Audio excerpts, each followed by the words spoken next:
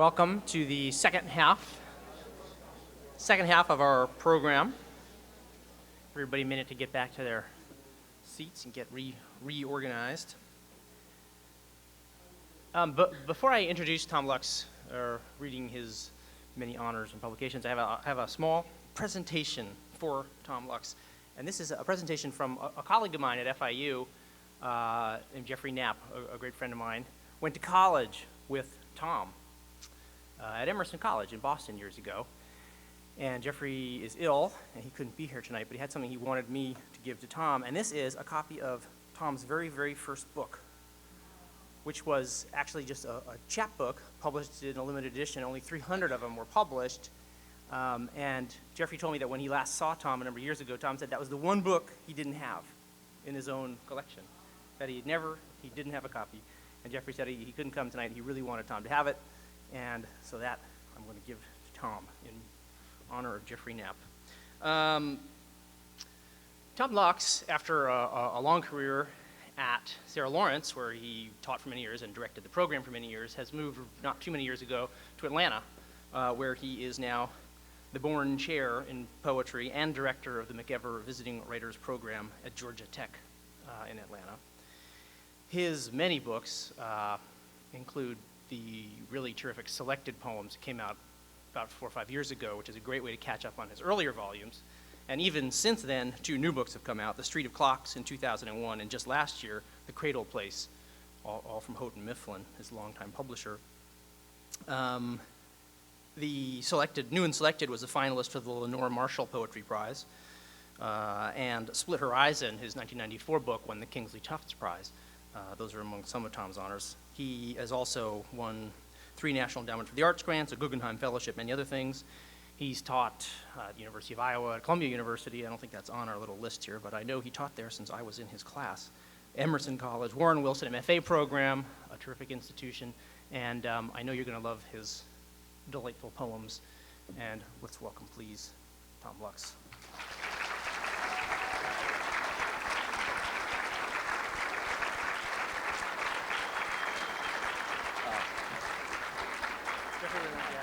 Thank you. It's weird that book came out in 1970, so that's almost 35 years, right? I'll thank Jeffrey, and thank you, Campbell. That was a really generous and thoughtful introduction. I want to reiterate what everybody's saying. This is just a fantastic program that's happening here. First time around out of the chute. People don't realize what it takes to do something like this. It just takes an incredible amount of time and energy, and Campbell spoke of it earlier, but Miles and everybody else who's working on this deserves a great deal of credit. It's a great gift to the community here. I also want to say it moved my heart, those craft classes this afternoon with Mary and Karin, having known them in the Sarah Lawrence program. So I'm delighted to be here to read with Patricia, a friend of mine, a colleague last year at Tech, read with Billy and Sharon, and people I've known, poets I've known, and whose work I've loved for so long. It's just a pleasure. This first poem is called Refrigerator 1957. More like a vault. You pull the handle out, and on the shelves, not a lot.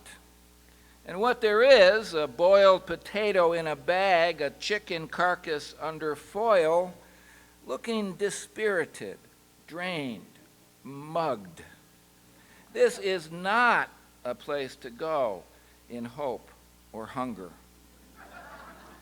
But just to the right of the middle door shelf, on fire, a lit from within red, heart red, sexual red, wet neon red, shining red in their liquid, exotic, aloof, slumming in such company, a jar of maraschino cherries.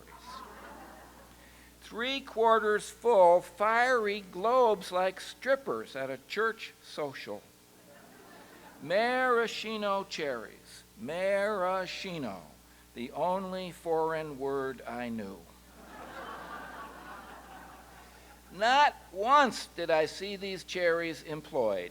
Not in a drink, nor on top of a glob of ice cream, or just pop one in your mouth. Not once. The same jar there through an entire childhood of dull dinners.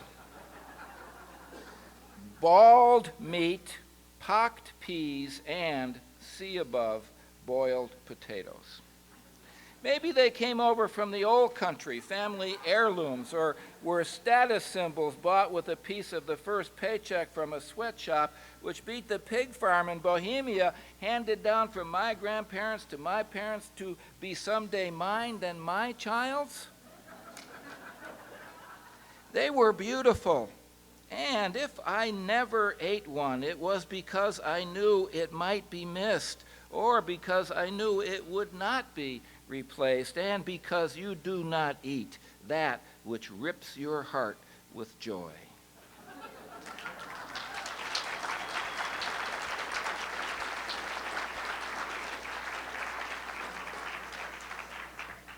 Thank you.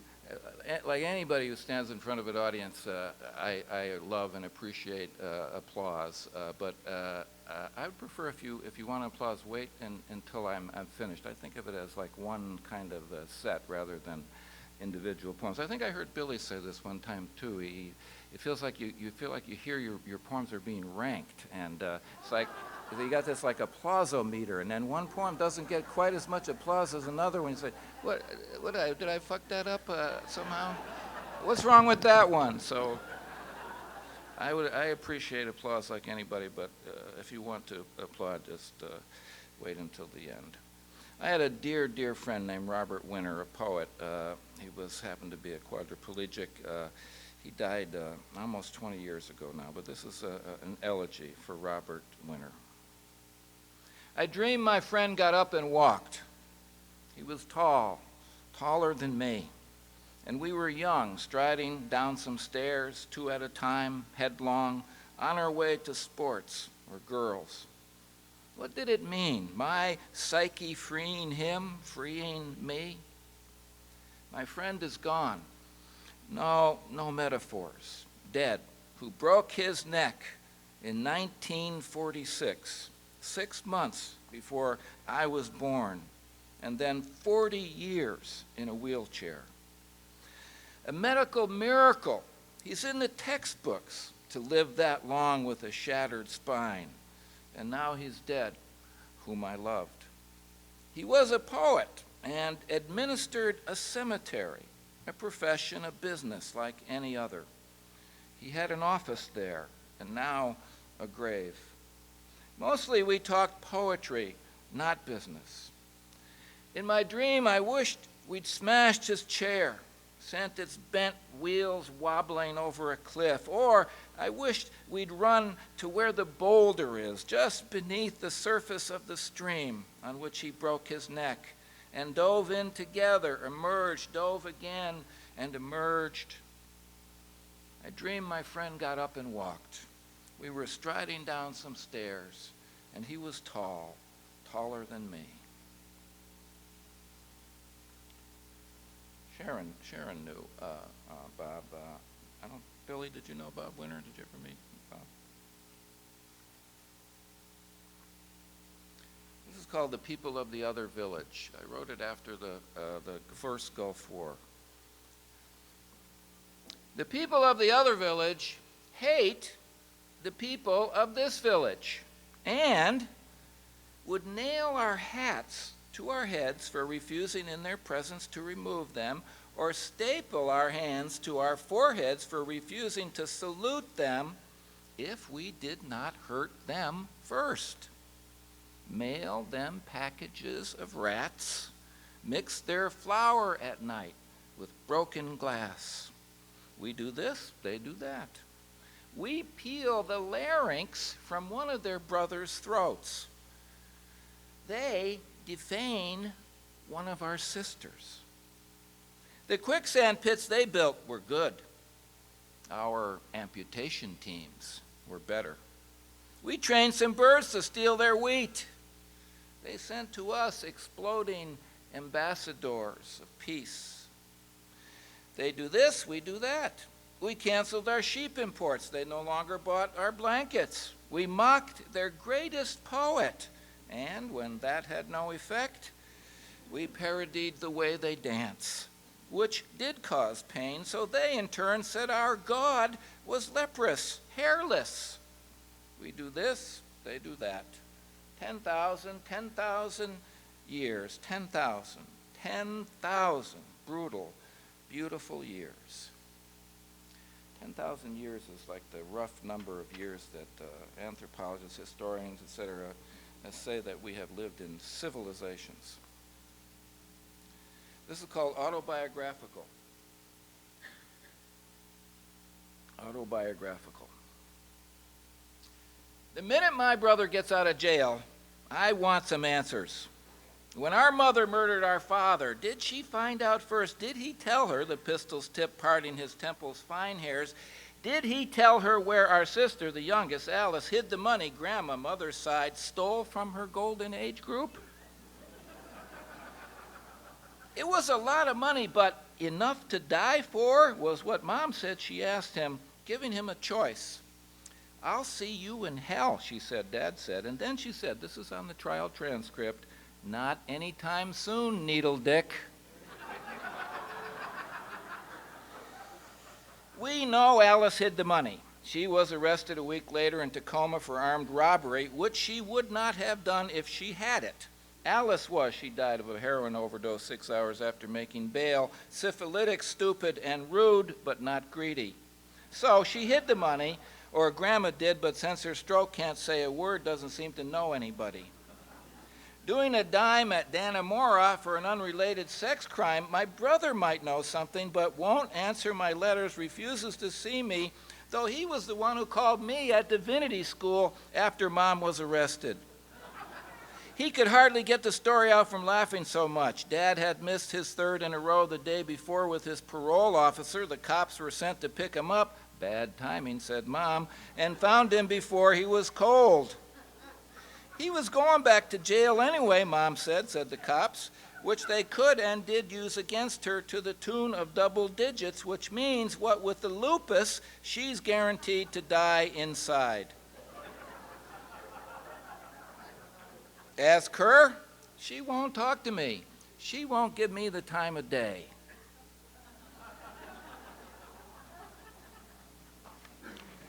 Did I forget to mention that was a persona poem? I forgot to mention that. Somebody said to me once after reading, did that really happen to you? And I said, it wouldn't be funny if it did. And she said, oh, sure it would. Sure it would. I saw on a bridge, an overpass outside of Asheville, North Carolina, on a highway overpass, in huge letters, some guy had printed in huge letters, I love you, Sweatheart. I love you, Sweatheart. And that's the title of this poem, I love you, Sweatheart. A man risked his life to write the words.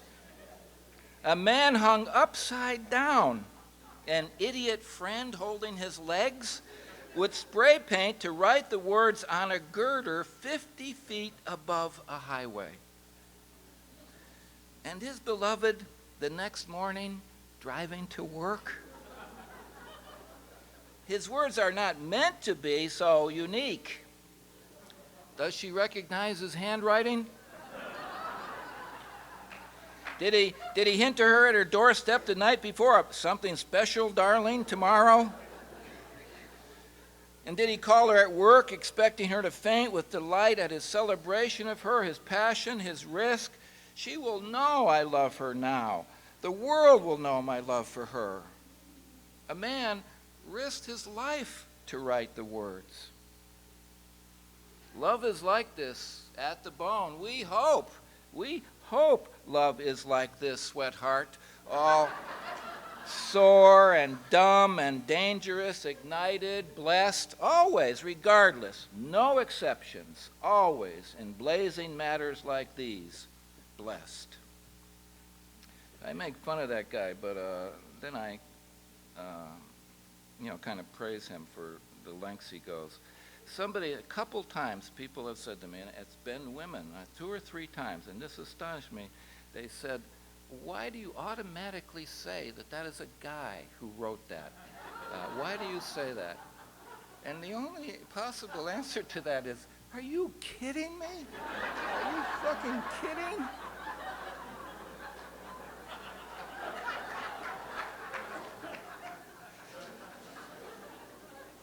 Really? Are you joking? Are you sane? I'm going to read a couple poems from another book. Why is that a guy?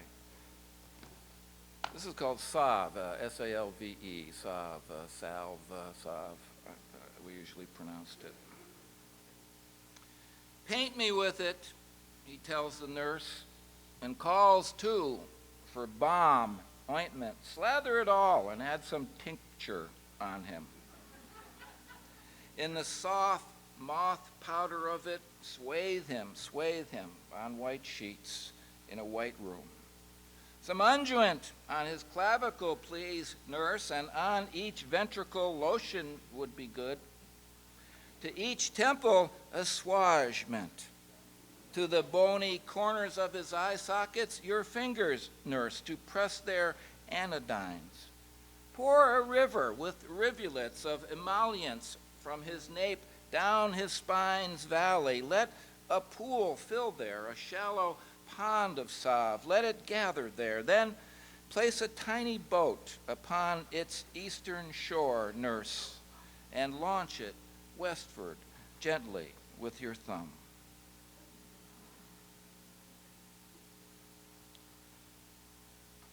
I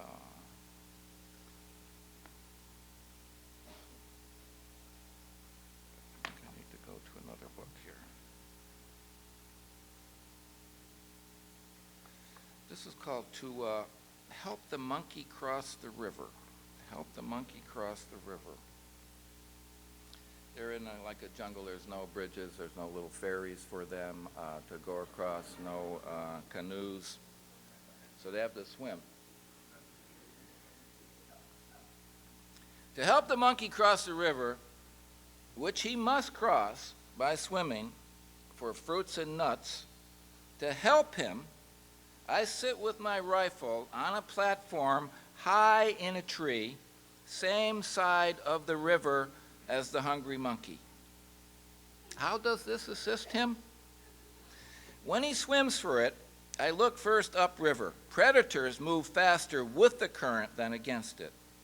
If a crocodile is aimed from upriver to eat the monkey, and an anaconda from downriver burns with the same ambition, I do the math, algebra, angles, rate of monkey, croc, and snake speed, and if it looks as though the anaconda or the croc will reach the monkey before he attains the river's far bank, I raise my rifle and fire 1, 2, 3, even 4 times into the river just behind the monkey to hurry him up a little.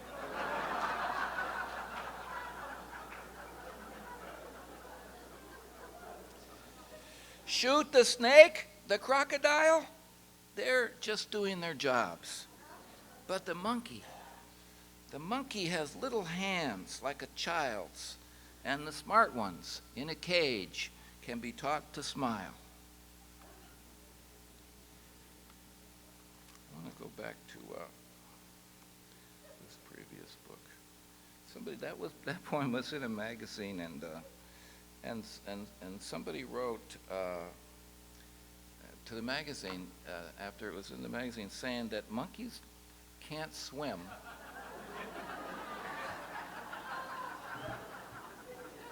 unless they're taught by humans to swim.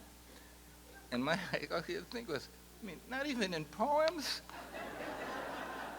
You can't have a monkey swim in a poem, but if you want.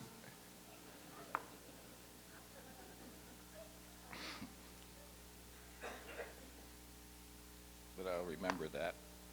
Never have a monkey swim again. This is called The Corner of Paris and Porter. It's a kind of love poem. The most common kind of love poem. Meet me there. You remember the corner of Paris and Porter. We stood on that spot after walking our city all day, dropped off the earth, lost each in the other. We live in the house there, we said. We loved the sway-back porch, the elms in the yard towering. We stopped in the thick, still shade of one, the sidewalk raised and cracked by its roots. On the curb, a mailbox, a gape, flag up, a dry bird bath in the yard, and in the driveway, a yellow car. This was lucky, a yellow car, a child once told me. The sunlight, a wall slamming down outside the shade circle. 2 old sisters, we guessed, lived there, 2 lace antimacassars on 2 wicker porch chairs. We'd knock on the door, tell them we loved their house, which they'd then bequeath to us. On the corner, the house we found by chance, chirps and child calls, the clanking of lunch dishes, though we saw not one child or bird. The mailman, we never saw him either, but knew his name was Steve, would leave great piles of letters the grocery and the garden would provide.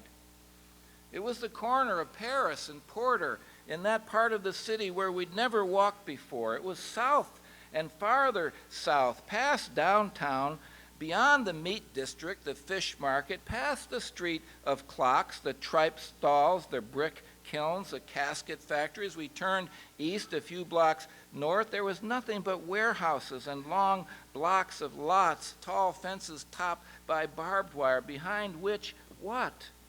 We walked over a bridge. The train tracks beneath were thick with weeds, and there it was, a neighborhood, houses, yards, shrubs. We were talking and talking, I don't know how many miles, lost in each the other, and though we did not know where we were, we knew where we were going, the corner of Paris and Porter. Remember, the day was blue and clear. I recall the exact path of an ant, the mica glinting in the curbstone, a curtain parting momentarily at your laugh. I could have drowned in your hair. Meet me there today. Don't be late, on the corner of Paris and Porter. I'm going to read some newer poems. This is called Sugar Spoon. I noticed one of the last times I went to visit my parents not long ago. My parents live in Massachusetts. They're quite elderly, but they're in pretty good shape. That they still use the same sugar spoon in their sugar, but it's a different bowl, a sugar bowl, but it's the same spoon as there when I was a kid, and it was old when I was a child. So it's a very old sugar spoon. And I got to thinking about that. Sugar spoon. Low 7 digits, 1,265,075 approximately, until it's almost as flimsy as tinfoil. This spoon plunged into the same sugar bowl every morning, 2, 3, 4 times for half a century, 3 quarters. At night, deep in sweetness, it rests. And at dawn, when the battered coffee pot begins to rattle, it's still sunk in the white grains, while outside snow drifts to the eaves almost. Or in summer, the sticky sugar hardens on it in little Arctic ridges. On the handle, my father's thumbprint exactly on top of his thumbprint, thousands and thousands. Between each print of his, my mother's. It's going a bruised green in the recesses of its engraved viney trees, sheep handle. It cost a few pfennigs once with its bowl. It will serve and serve until the bottom of its shiny curve grows so thin a tiny hole opens, and thenceforth it will leave a dusting of its cargo, a trail, a grainy Milky Way across the maple table, from the bowl to my father's, my mother's coffee cup. This is called Her Hat, That Party on Her Head. Sounds a little bit like a Stephen Dobbins title. Patricia mentioned him. One of these books is dedicated to him, a dear friend and a great poet. Her hat, that party on her head. I saw first and only her hat. I saw neither face nor shoulder, no lawn or garden nearby, no white tablecloth, champagne flutes, or trays of treats pierced by toothpicks that fit with her hat at this place, a side street in a village, in a country, across a border. Looking with bad directions for a bus brought me here. Behind a rectory, a priest in his robe read a newspaper, leaning back in a chair with his bare feet on the table. I've never seen such white feet. I saw also dust, stained laundry on lines, 2 roosters. Some sagging wires hung above. Then, on the other side of the fence, her hat rising and dropping with each step. She walked the fence's length and disappeared. She returned and walked the fence again. She was walking a circuit, Payne's little looping course.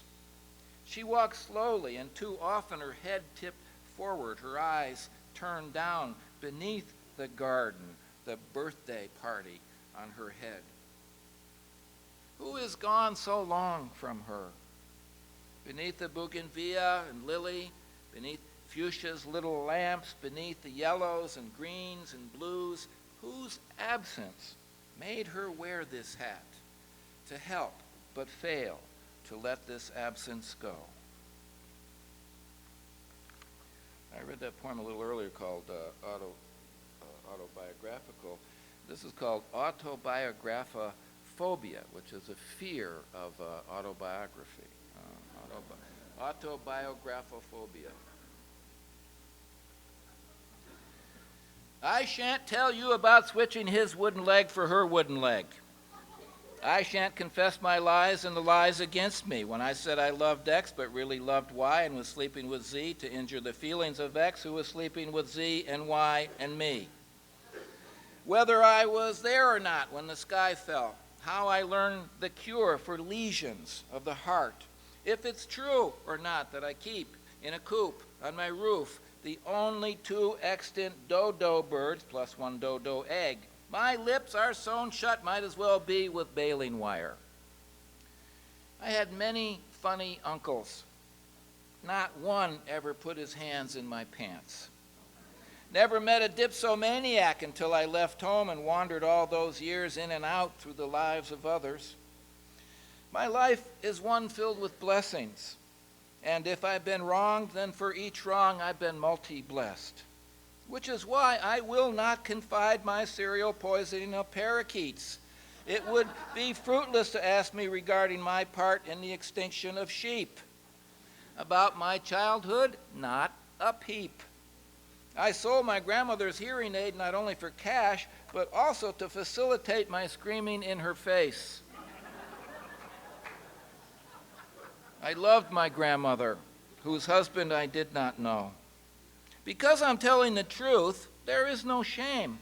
Because I'm telling the truth, and I'm sure it actually happened, I was there, because I'm telling the truth, it is right that I only talk of myself, and never of you, and you, or you.